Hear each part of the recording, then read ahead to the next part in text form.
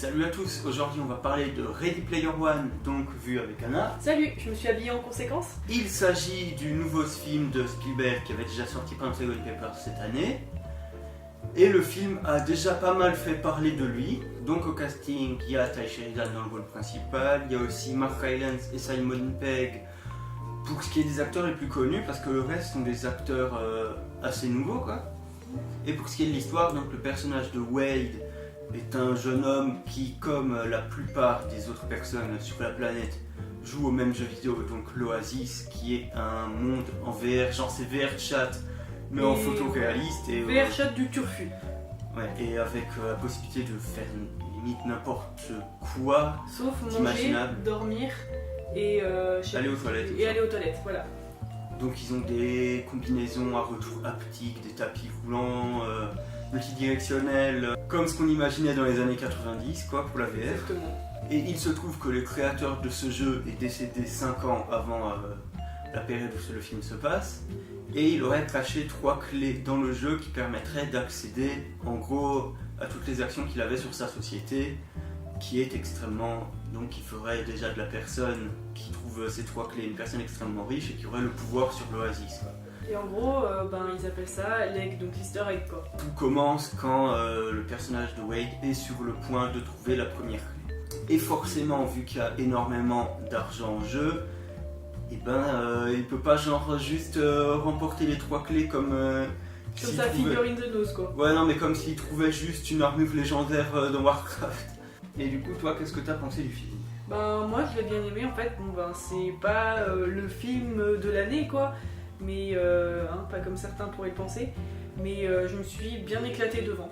Du coup pour mon avis je te rejoins parce qu'en fait le film est de très bonne qualité, il est très bien réalisé, il fait son taf quoi, on peut pas dire que ce soit de la merde, bien au contraire, mais en fait il a été vendu par certaines personnes comme un film excellent, le film de l'année, comme le film doudou, c'est-à-dire le film qui a plein de références à la pop culture comme l'a fait Stranger Things, etc. Même si c'est une série dans cet esprit-là, donc comme ce film doudou qui empêcherait n'importe quel autre film dans le genre de se faire vu qu'il aurait tout défoncé. Et non, c'est pas le cas. C'est un bon film, c'est tout. Faut pas exagérer à ce point-là. Il n'y a pas à tortiller du cul pour chier droit. Je précise que le film est absolument à voir en 3D parce que rien que quand en vrai on met un masque de verre, on a de la 3D. Du coup là c'est totalement justifié par le propos du film. Et même en fait dans certaines scènes dans le monde d'Oasis, donc c'est-à-dire le monde virtuel, c'est étudié pour être vu en 3D en fait. Et surtout c'est bien foutu sans que ce soit grossier. Des fois, je me souviens plus du plan en particulier, mais en fait Spielberg il aurait pu nous faire venir un gros truc dans la gueule. Et en fait, il le fait pas, mais ça reste quand même très immersif. Ensuite, super point positif, c'est la musique d'Alan Silvestri, qui fait des reprises de lui-même, mais il a créé un thème original. Et bordel, enfin une musique marquante au cinéma, c'est tellement rare. Quand on voit qui a gagné l'Oscar de la meilleure bande originale avec un truc aussi plat. Et ouais, effectivement, c'est sans compter toutes les musiques préexistantes. Dont des bandes originales de films préexistants eux aussi. Ouais. Et donc en plus ça veut dire que là où certains auraient pu s'appuyer sur le fait qu'il y ait déjà des trucs connus dedans, non, il y a encore une vraie BO derrière. C'est ça, ils ont pas spammé des bruitages et des musiques de jeux vidéo comme dans Captain N. Ensuite ce qui est bien pour l'immersion dans le film, c'est qu'ils peuvent citer toutes les références en disant leur nom explicite, parce que je pense notamment au monde de Ralph ou à Pixel, qui avaient que le moyen de le faire sur quelques figures, mais pas toutes, et du coup des fois on sentait que c'était un peu forcé, ou que des fois ils faisaient référence à quelque chose mais qu'ils le disaient pas clairement, et ça pouvait sortir du film, alors que là au moins on est clair que c'est cité. Quand on dit qu'il y a Batman, Batman. Enfin on dit Batman, on montre Batman. Pour la petite anecdote, dans les mondes de Ralph justement, ils avaient pas le droit de mettre Mario, donc du coup ils sont rabattus sur Bowser. Bowser n'est pas cité clairement, on le voit mais son prénom n'est pas dit. Et Nintendo a donné à Disney des instructions jusqu'à la manière dont Bowser devait boire son café.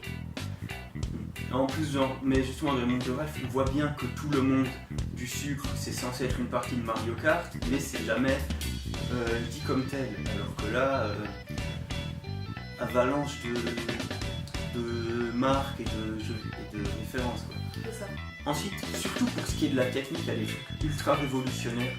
Déjà, je dirais que entre 50 et 60% du film sont totalement en animation, c'est-à-dire tout ce qui se passe dans l'Oasis. Et du coup, on a un rendu photoréaliste là-dessus. Ouais, effectivement, ça claque. Et sans avoir un budget de malade.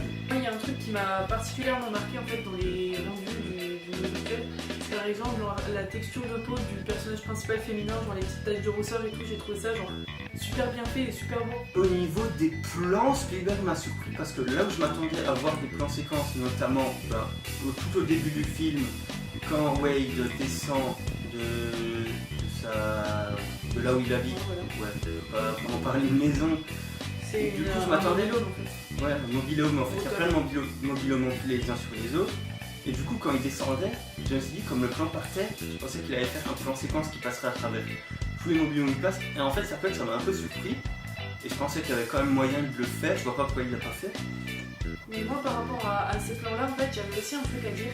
J'ai trouvé ça génial. En gros, on voit que la ville dans le futur, qui est Columbus, je crois, et genre, elle est complètement défoncée, comme si c'est genre limite un bidonville, c'est une ville hyper pauvre, quoi. Alors qu'on, genre, par exemple, quand vous avez mon âge, quand on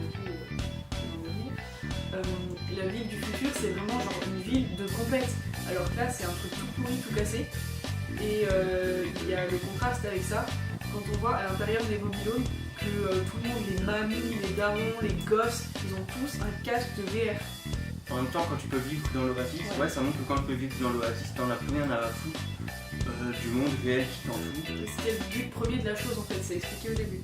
Ouais, donc du coup, ça montre vraiment le déclin de façon genre vraiment chaud dans le tel, quoi. C'est ça, et ça montre aussi, comme j'ai dit, le décalage, quoi. La partie animation est tellement puissante qu'en fait les scènes d'action qui se passent dans l'Oasis vont être ultra pétées parce qu'on peut cadrer comme on veut, etc. Mais du coup, ça fait que ensuite, vers la fin du film, sans spoiler, les scènes d'action qui vont se passer dans le monde réel et qui sont forcément filmées de base avec des vraies caméras, même s'il y a plein de fonds verts, etc. pour permettre d'incruster des trucs. Du coup, on sent que c'est plus limité et au final, ça devrait avoir plus d'impact parce que c'est là où il y a vraiment un enjeu. Genre, c'est dans l'Oasis, ça part du postulat de base qu'on ne peut pas mourir dedans. C'est pas comme dans beaucoup de films qui ont ce principe-là. Mais du coup, la scène d'action où on devrait ressentir vraiment de la tension pour les personnages parce qu'il peut leur arriver quelque chose, mais du coup, elle est quand même moins forte que ce qu'on a vu. Du coup, il y a un léger désintérêt, quoi. Et enfin, pour ce qui est du rythme, c'est plutôt bien dosé, même si certains moments vont peut-être un tout petit peu trop vite. On a quand même justement le temps de se poser et d'apprécier les musiques, le décor, etc. Ensuite, encore une autre des performances qu'ils ont fait au niveau de l'animation, ils ont totalement reproduit le décor d'un vieux film, enfin, un film qui a bientôt 40 ans. Et d'ailleurs, il n'y avait que Spielberg qui avait le droit moral de réaliser ça. Et franchement, genre la reconstitution des décors, elle est impressionnante. Je pense qu'en fait, ils ont dû aller sur place pour vraiment faire la modélisation. Je pense qu'ensuite, ils ont repris le truc genre au code couleur hexadécimal pour refaire les textures, que ça colle vraiment au film original, quoi. Quand on parlait des BO de films juste avant, ce film-là, ils ont utilisé la BO au début, donc la BO du générique de début, quand ils rentrent dans le film en fait. Et je me retiens vraiment de spoiler quel film c'est parce que c'est vraiment genre un de mes films préférés, voire mon film préféré. Et du coup, quand j'ai vu cette scène, j'étais captivée. Et je l'ai trouvé génial. Au niveau de l'histoire, eh ben pour un scénario de blockbuster comme ça, avec autant de scènes d'action, et ben ça lésine pas non plus sur le scénario qui ne prend pas pour un con. C'est ça. Hashtag Transformers 5. Ah oui, et puis si jamais dans la critique sur Tomb Raider, je disais que enfin les gamers ne sont plus pris pour des jambons par l'industrie du cinéma. Et là, on a une deuxième preuve de ça en fait. Et si jamais ce que je voulais dire, c'est qu'on comprend tout de suite en fait que le film il est fait pour les gamers adultes. Donc c'est-à-dire ça infantilise pas les gens qui jouent aux jeux vidéo, loin de là en fait. En plus ça place le jeu vidéo comme une œuvre d'art égale par exemple au cinéma. Il n'y a pas de hiérarchisation. C'est ça. Alors je l'avais déjà dit avant, mais c'est vraiment bien de ne pas avoir fait ce gros cliché que si on meurt dans le jeu, et ben on meurt dans la vraie vie, parce que ça on l'a déjà vu des centaines de fois, ça aurait pas été intéressant de le voir ici. Non, là il trouve des trucs beaucoup plus intelligents, donc en fait c'est juste que dans le jeu on perd tout, et comme les gens ont quand même leur vie dans le jeu, les gens une vie dans le jeu limite plus importante que celle dans la vraie vie, voilà, c'est impactant, ça veut pas rien dire, mais c'est pas un truc qui peut vraiment pas plausible. C'est ça, en gros même Wade, le mec c'est un cassos et il devient genre super célèbre dans le monde de Oasis et au final dans la vraie vie quoi. Alors que de base c'était juste un cassos qui vit avec des alcoolos. En fait ça c'est un des seuls petits clichés du film, c'est qu'on a toujours un personnage orphelin. Peut-être qu'on aurait pu trouver un petit peu autre chose quoi. Pour ce qui est du reste des personnages et du développement, on a franchement des trucs assez sympathiques.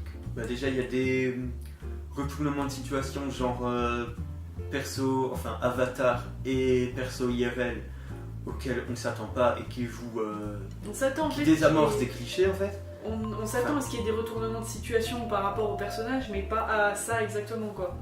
Non, c'est pas que ça désamorce des clichés, c'est plutôt que ça dénonce des choses dans la vraie vie. Et aussi pour ce qui est des antagonistes, donc l'antagoniste principal appartient à une grosse entreprise concurrente des créateurs d'Oasis, et donc qui aimerait bien sûr mettre la main sur les 3 clés pour avoir les actions du créateur d'Oasis. C'est ça, et donc du coup ils ont un maximum de sbires avec des avatars dans le jeu qui essayent de rafler les 3 clés quoi.